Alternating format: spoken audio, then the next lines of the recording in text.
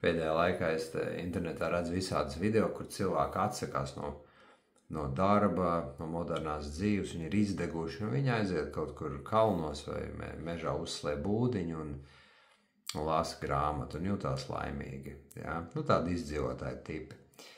Un es principā varu redzēt, kāpēc ļoti daudz cilvēku tam seko un komentē, jo es pats tā kādreiz jutos. Pirms es izdarīju terapiju, es bieži jutos, ka es vienkārši nespēju šitos visus modernos stresus, ar viņiem tikt galā, vai ne? Darbs, māja, ģimene, atbildības, vienmēr kaut kādas problēmas, atkal darbs, vai ne? Dažreiz tā, ka gribējās tiešām aizskriet kalnos, vai ne, un pazust uz kādu laiku.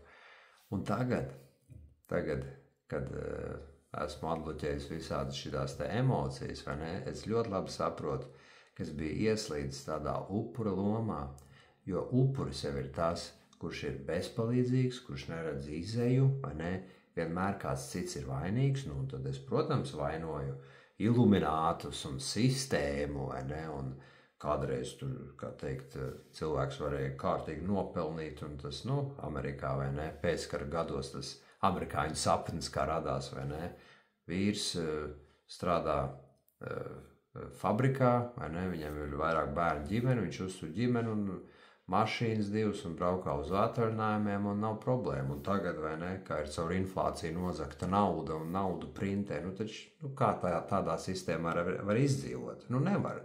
Tas netaisnības, tā sajūta, vai ne? Bet tagad jau es saprotu, ka tas viss ir iekšēji šeit. Un ir jāuzdod tas jautājums, kas mūsos jūtas, te iekšā? Kas jūtas bezspēcīgs, ka viņš neko nevar padarīt, ka viņš ir kā upurīts? Un tā atbilde, pie kā mēs nonākam, ka mēs darām terapiju, ir, ka tas ir mūsu iekšējais nedziedinātais bērns, kurš bērnībā ir izgājis traumatisku pieredzi un pieņēmis par sevi tādu pārliecību, ka viņš ir bezspēcīgs, viņš neko nevar padarīt pret pasauli. Un šis te neizdziedinātais bērns arī izdzīvo šīs te emocijas caur tevi katru dienu, un tu tā arī turpini justies pa dzīvi.